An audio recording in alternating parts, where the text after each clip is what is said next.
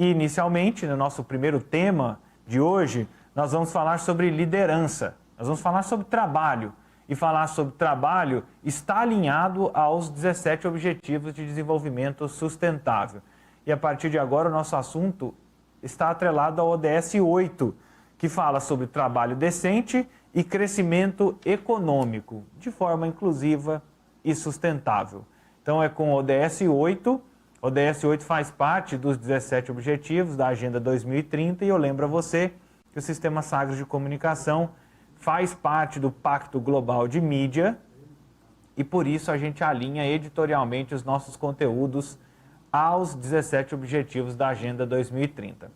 Não só a Sagres é uma das pioneiras no Brasil a participar do Pacto Global de Mídia, mas nós nos alinhamos a mais de 100 empresas de comunicação de diversos países ligados à informação, ao entretenimento, ao conteúdo, com a responsabilidade de dar visibilidade à Agenda 2030 da ONU. Então, por isso, a gente, nosso primeiro tema de hoje, nós vamos falar sobre trabalho, sobre liderança, e conosco está o César Souza, ele que é especialista em estratégia, liderança, empreendedorismo e inovação e autor do livro Seja o Líder que o Momento Exige. E também comigo, a Lívia Bailão, minha companheira de todas as tardes. Primeiro, seja bem-vindo, César. Muito obrigado, muito bom tê-lo aqui na Sagres. Eu que agradeço a oportunidade, Vinícius, a você e a Lívia, de participar aqui do Sagres em Tom Maior. Será um prazer poder conversar aqui sobre esse tema do trabalho, liderança, temas que eu tenho dedicado nos últimos anos aí com bastante afinco, trabalhando com várias empresas no Brasil inteiro. E você também, Lívia, seja muito bem-vinda, minha companheira de todas as tardes.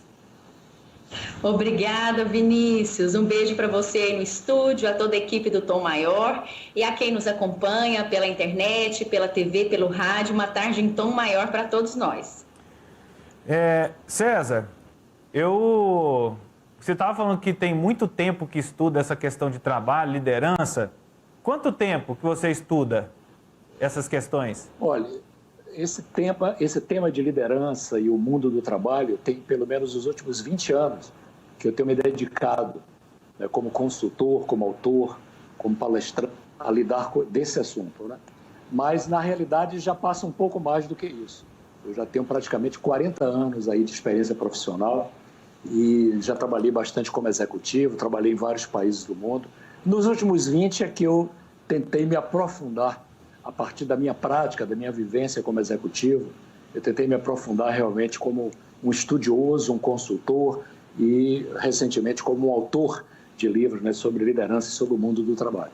E então, pelo menos 20 anos aí na bagagem. Pois é, então tem 20 anos de experiência, 40 envolvido no mundo do trabalho.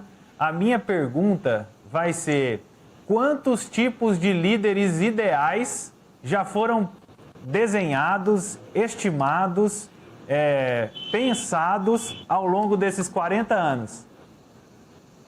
Olha, veja só, isso tem evoluído muito, não é? Sempre houve uma busca em termos assim de procurando saber qual é o estilo ideal de liderança. E hoje eu afirmo categoricamente o seguinte: não existe um estilo ideal de liderança, não existe o tipo ideal de líder. O líder a liderança é uma coisa muito circunstancial, depende muito do momento, depende muito das circunstâncias. Nós temos que aprender a respeitar as circunstâncias para ver, porque em alguns momentos, por exemplo, antes da pandemia, para ser assim, já bem mais recente, nós tínhamos alguns líderes bastante admirados, não é? Pelos liderados, pelas outras empresas, líderes que assim eram exuberantes na época da abundância. E aí aconteceu a pandemia de março para cá, um período de escassez. E a gente vê que líderes que eram exuberantes na época da abundância já não são tão eficazes assim na época da escassez, porque as circunstâncias mudaram. Líderes que eram admirados, hoje os próprios liderados dessas pessoas, líder homem, líder mulher, já dizem: mas essa pessoa não tem a coragem para tomar a decisão que precisa. Essa pessoa não está nos definindo um rumo conosco para onde ir. Muita gente tem usado essa imagem assim de que nós precisamos atravessar o rio, atravessar uma ponte para chegar ao outro lado do rio. E os líderes não estão indicando qual é o outro lado do rio que nós temos que chegar. Ou não estão indicando qual é a ponte que tem que ser construída para fazer essa travessia entre a situação desejada. Então, veja, eram líderes que eram admirados no passado e que hoje eles estão, alguns nas cordas, alguns nocauteados, alguns ainda meio perdidos, e eles não estão conseguindo dar o direcionamento que os liderados esperam. E alguns líderes que eram muito participativos, por exemplo, e eu também adoro líderes participativos, mas chega no momento da crise, o que importa é alguém que toma a decisão, que mostra o rumo, que indica o caminho e que estimule as pessoas a seguir aquele caminho. Eu sempre faço a imagem assim, como um piloto de um avião, ele está num voo, de repente uma das turbinas do avião entra em pânico. Já pensou se o piloto fosse abrir a porta do avião e dissesse assim: senhores passageiros, senhores tripulantes, o que vocês acham que eu devo fazer? Vamos dividir aqui em pequenos grupos, com uma ideia, e depois a gente faz um outro grupo para tomar uma decisão. Não ia funcionar. O piloto, ele é pago para tomar decisões, mesmo na época de crise. É a metáfora que eu estou querendo usar aqui. Alguns líderes são pagos para tomar decisões e, na época da crise, não estão tendo a coragem, ou a perseverança, ou a determinação, ou a inovação, ou a capacidade de mobilizar as pessoas em torno das soluções que precisam. Então, eram líderes admirados na época da abundância, na época que tudo ia bem. Já não são tão admirados nessa época da crise. A época da crise desnudou um pouco alguns líderes, né? E alguns que eram famosos, idolatrados, etc. e tal, não estão se provando tão eficazes assim. Usar isso para dizer o seguinte: liderança, não existe um tipo ideal de líder. O tipo ideal de líder é aquele que funciona, é aquele tipo de líder que funciona no momento que a circunstância exige. Por isso que eu escrevi esse livro, 2018, e é um livro premonitório. Eu jamais na minha cabeça passei, quando eu dei esse título ao livro, Seja o Líder que o Momento Exige, que nós íamos passar por um momento como esse que a gente está passando nos últimos 6 meses. Não é? Mas seja o líder que o momento exige, é isso. O líder é importante de acordo com as circunstâncias, com a força das circunstâncias daquele momento que a gente está vivendo. Então, não existe um tipo ideal de liderança. O líder tem que ser, o estilo de liderança tem que ser customizado para o nível de maturidade dos liderados, o nível de crise ou não que a circunstância exige, a força dos recursos que a pessoa pode utilizar naquele momento. Então, tem um conceito muito antigo de liderança que chama-se liderança situacional. Foi lá na década de 70. Então, muita gente acha que saiu ultrapassado. Não, para mim, é um conceito antigo, mas é um conceito ultramoderno, porque está demonstrado cada vez mais que a liderança tem que ser situacional, ela é eficaz de acordo com as circunstâncias que o momento está exigindo. Hein, Lívia? O César fala sobre essa questão da liderança situacional. Sabe do que eu me lembrei? Daquela entrevista que nós fizemos com o professor Carlos Nepomuceno, onde, em outras palavras, mas dizendo a mesma coisa, ele disse que a sociedade está evoluindo de uma liderança alfa, do lobo, da sociedade do lobo, onde tem um líder que cuida de um pequeno grupo, e passa a uma liderança contextualizada. E aí ele brincava, César, que a gente precisa imitar as formigas, porque as formigas têm esse comportamento de liderança contextual, né? De liderança... o momento, ela é o líder, uma delas assume a liderança que o momento exige e depois passa para outra. Me lembrei muito dessa parte, viu, Lívia? Então, é exatamente sobre isso que eu gostaria de fazer uma provocação para o César. Muito boa tarde, César. Obrigada por você estar aqui conosco no Tom Maior, nesse bate-papo super interessante, trazendo aí vários conceitos que eu já estou pensando, Vinícius, como eu ser líder de mim mesma. Isso é muito importante. Você entendeu, né? É que o meu olhar... Um dos aspectos muito importantes da liderança é isso, é ser líder de si próprio. Eu aprendi uma frase, que é uma frase de impacto, que eu sempre gosto de usar nas minhas palestras, está lá no meu livro, eu insisto muito, que é o seguinte: antes de pretender liderar aos outros, aprenda a liderar a você mesmo. Uma pessoa que não é um bom líder de si próprio, é muito difícil ter a legitimidade para poder liderar os outros. E liderar a si próprio envolve uma série de coisas. É inteligência emocional, é autoconhecimento, é a capacidade de ter uma boa harmonia entre as diferentes dimensões da vida, entre saúde, vida familiar, vida pessoal, felicidade, trabalho, cidadania e assim por diante. É ser coerente entre o que diz e o que faz. Quantas pessoas eu conheço que são bons líderes assim, no ambiente de trabalho, mas são de uma incoerência total, dizem uma coisa e se comportam de outra forma. Ou são líderes no trabalho e não são bons líderes em casa, nem são bons cidadãos ou cidadãs. Não é? Então, aproveito, Lívia, agradeço muito essa deixa que você colocou aqui no ar, para enfatizar um tema que eu considero assim de importância tremenda, que é, antes de pretender liderar aos outros, antes de pretender ser um líder dos outros, aprenda a ser um líder eficaz de si próprio. Maravilha, a gente tem um quadro aqui chamado Alma em Cura, que a gente permeia aí esses assuntos, né, de como a gente ser um sujeito autônomo, né, Vinícius, e um líder de nós próprios. Te convido depois a assistir conosco e acompanhar o quadro.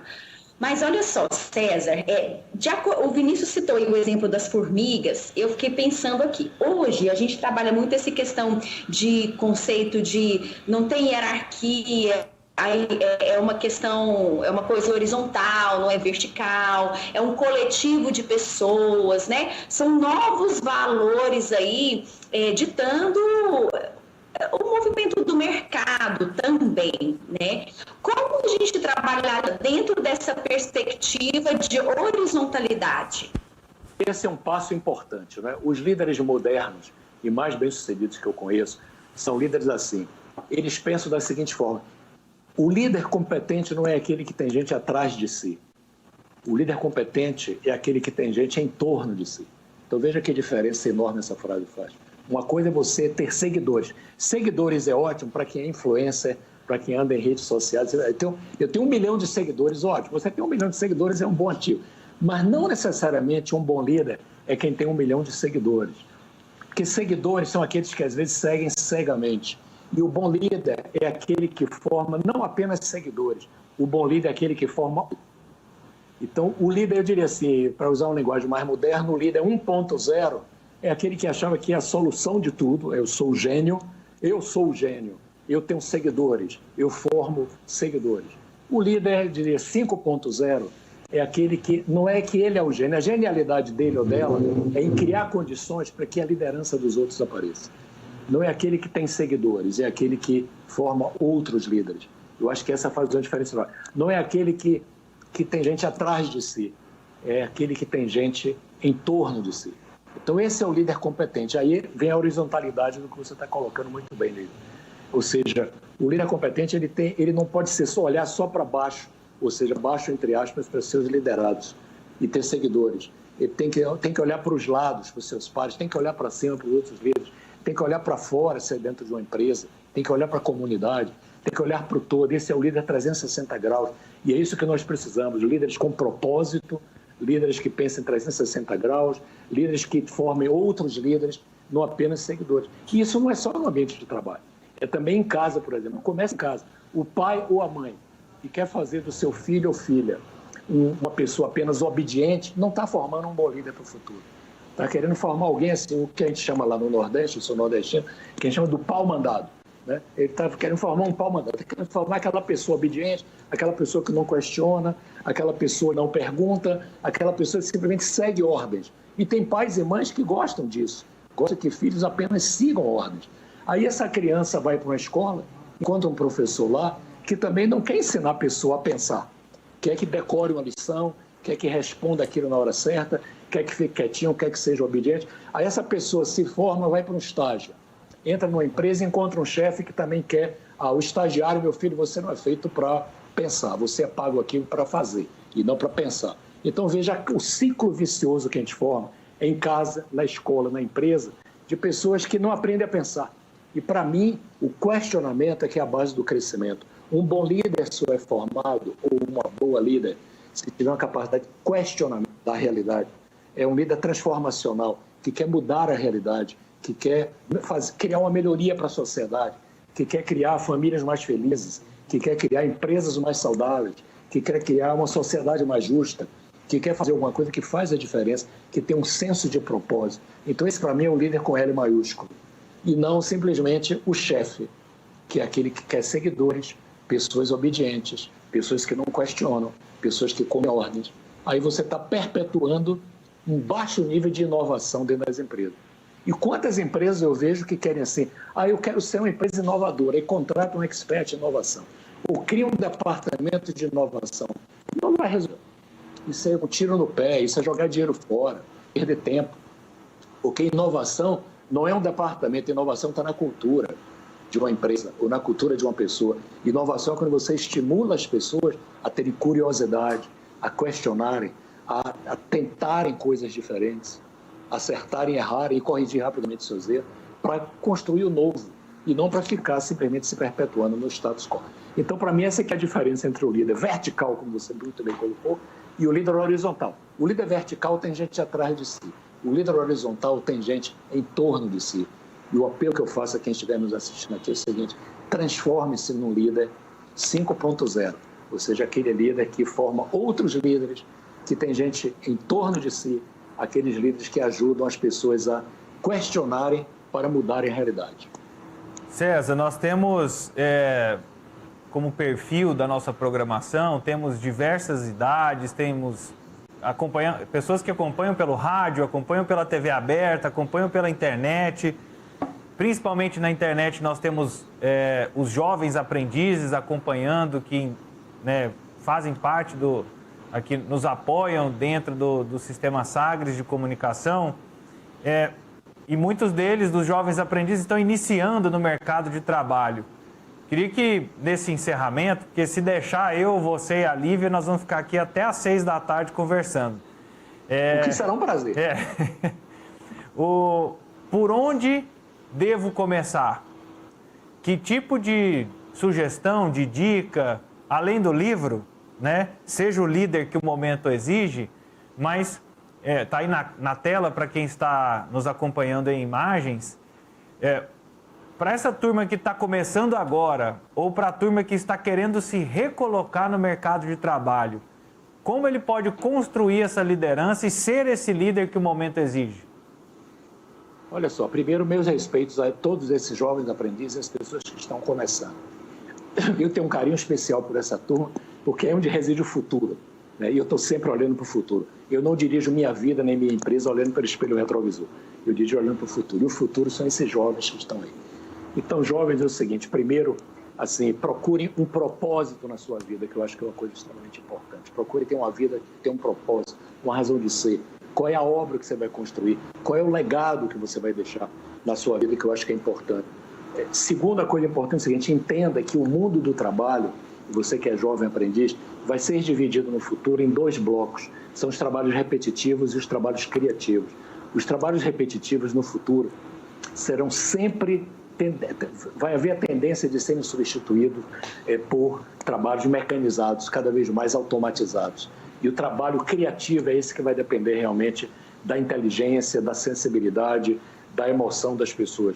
As profissões no futuro, muita gente me pergunta: que profissões vão deixar de existir e que novas profissões irão? Muitas profissões não vão deixar de existir, elas apenas vão ser exercidas de uma forma diferente. Por exemplo, a medicina vai ser exercida de uma forma muito diferente. A telemedicina hoje é importante. O médico vai ter que aprender robótica, vai ter que aprender sobre biotecnologia, muito diferente daquele médico tradicional que se formou há 20 anos atrás, que apenas tomava lições de anatomia e pronto. Hoje não, tem que entender de física, de mecânica, de robotização. Então o médico será isso. O engenheiro também, o designer, o publicitário hoje vai precisar de marketing digital. Uma sugestão que eu quero dar a todos vocês aprendizes é o seguinte: se capacitem para o mundo digital. O mundo digital será muito importante. Essa será uma nova linguagem, um novo idioma. Então, a gente não pode só querer... Eu falo português, vou aprender um outro idioma, inglês. Não, aprenda pelo menos 3 idiomas. Português, inglês e digitalização. Esse é um novo idioma, é uma nova forma de se comunicar. E não é só uma ferramenta. A digitalização é um mindset, é uma forma de pensar, para que você pense bem no futuro. A outra dica que eu quero dar a você que é jovem é o seguinte: o mercado de trabalho está difícil, tá? Em vez de procurar emprego, procure clientes. Veja só, em vez de procurar emprego, procure clientes. Você está com dificuldade de encontrar emprego. O que é que significa procurar cliente? Monte o seu próprio negócio. Empreenda, seja o seu próprio empreendedor. Veja uma necessidade que é a comunidade onde você vive está precisando, alguma necessidade, um problema, uma dor que essa comunidade esteja tendo, alguma coisa que realmente precisa, e procure montar alguma coisa que vá atender a essa necessidade. Não perca seu tempo em filas de emprego, porque cada vez mais será muito mais difícil. Procure usar sua imaginação, sua juventude, sua energia, sua criatividade, seu direcionamento, seu drive, para tentar criar coisas que possam dar soluções à necessidade de determinados nichos da população. Ou seja, eu sou um encorajador muito grande assim do empreendedorismo, com foco na inovação, na cocriação, na velocidade. Eu acho que essas são características. E no autoconhecimento e autodesenvolvimento. Seja um autodidata, não dependa só de uma escola. A escola é boa para você frequentar, lhe ajuda a criar condições, mas os bons alunos são aqueles que aprendem por si próprios, são autodidatas, aqueles que procuram estudar, ler, ver um bom filme, ver alguma coisa que, às vezes, você vê um jogo de futebol e você aprende com aquilo, você vê uma peça de teatro, vai a uma exposição de arte, vê um bom filme, seja um invista em você mesmo, leia o máximo que você puder.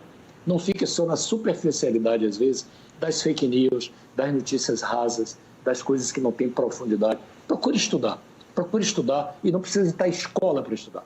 Eu mesmo sou um profissional que toda a minha vida eu estudei em escola pública, em escolas muito simples, Bahia, 40, 50 anos atrás, mas eu tive uma coisa na minha vida que meu pai e minha mãe sempre me entusiasmaram, que foi o seguinte: você não dependa de professor nenhum, não dependa de escola nenhuma. Não confie no ensino, confie no aprendizado. Então, para mim, isso é uma frase importante que eu quero dizer para vocês. Vamos sair da fase do ensino, vamos entrar na fase do aprendizado. Se torne, você que é aprendiz, um eterno aprendiz. Aprenda sempre, todos os dias, 24 horas por dia. Todo dia antes de deitar, pense assim: o que é que eu aprendi hoje? E todo dia, quando você acordar, estiver lá fazendo a barba, tomando banho, passando um batom, o que seja, o que é que eu quero aprender hoje? O que é que eu vou aprender hoje?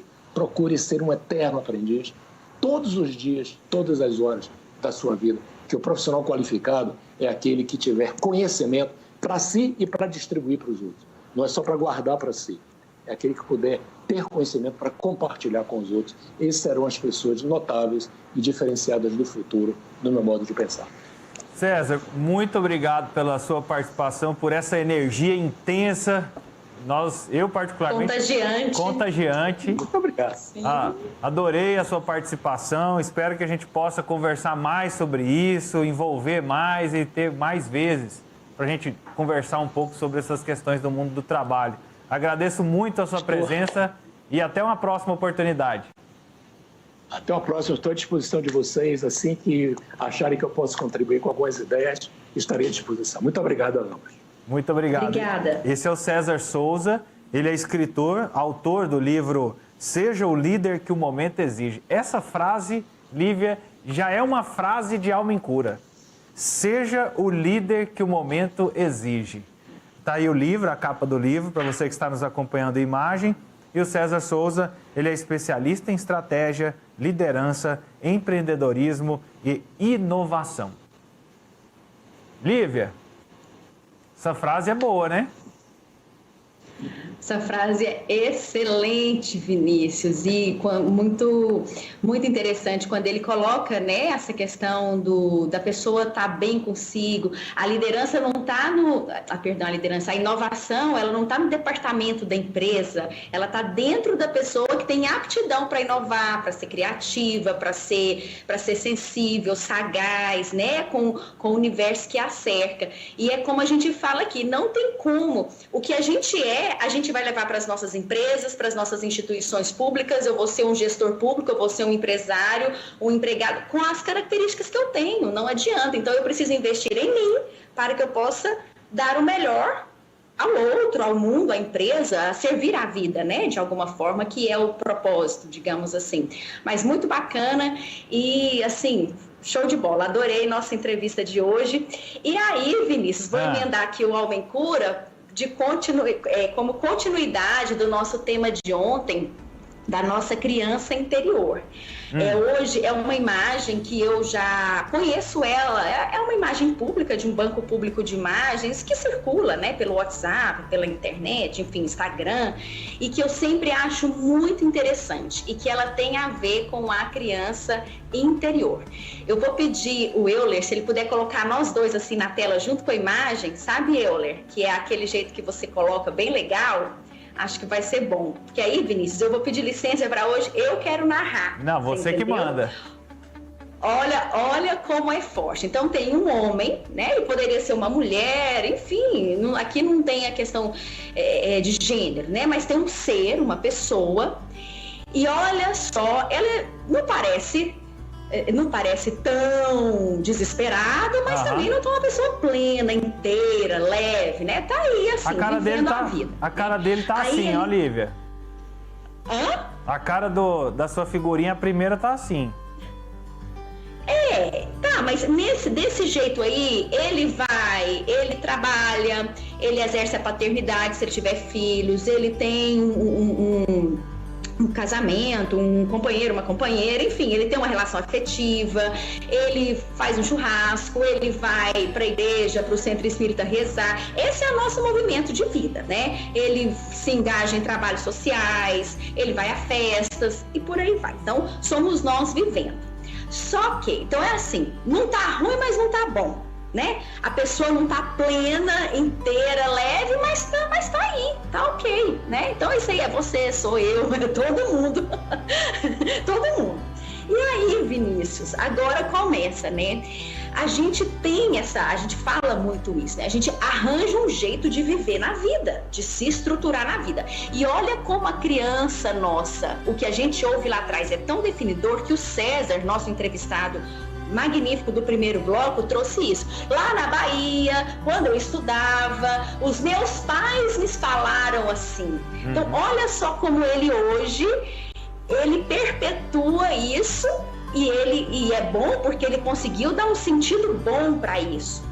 Porque ele poderia ter vivenciado essa frase de um lado negativo e ficar se cobrando que tem que ser bom a qualquer custo, não depender do aprendizado, do ensino, e isso ser um peso. Mas ele não vivenciou isso como um peso, ele vivenciou isso como algo maravilhoso para o mais, né? E aí ele perpetua. Mas isso é só para a gente ver a força dessa criança que está lá dentro, ó, que você pode ver aí, que está por detrás. Primeiro uma camada de raiva.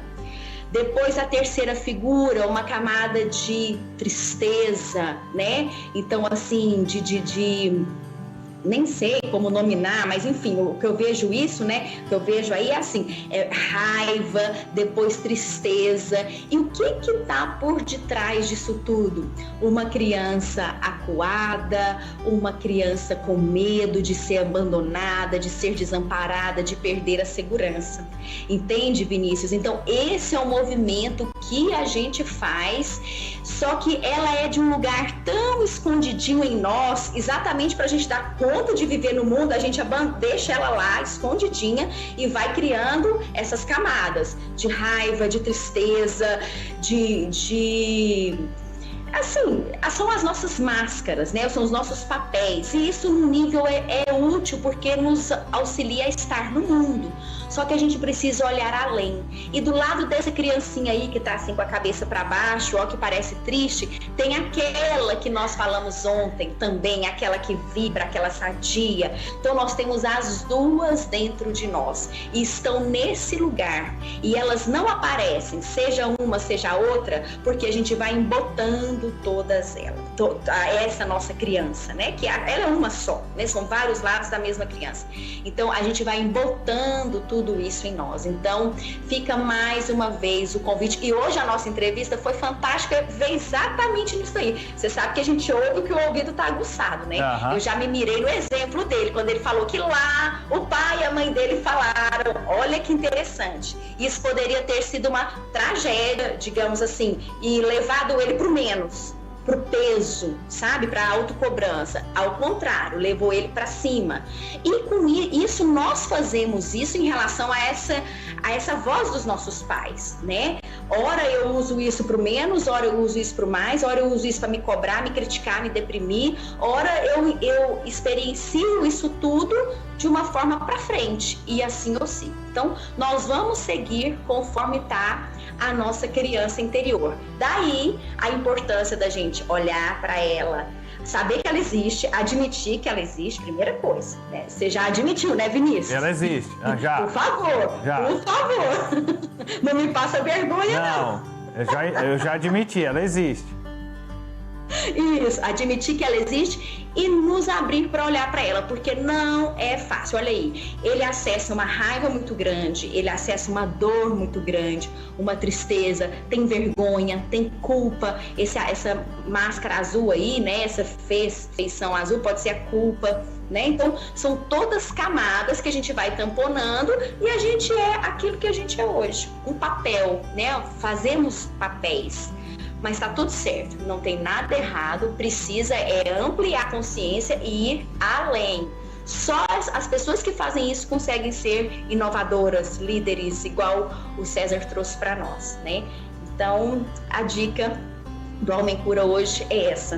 Muito Tudo bem, bom. Vinícius? Vamos para terapia, vamos fazer retiro, vamos fazer terapia, vamos fazer tudo para a gente acessar isso daí. Para conhecer essa criança.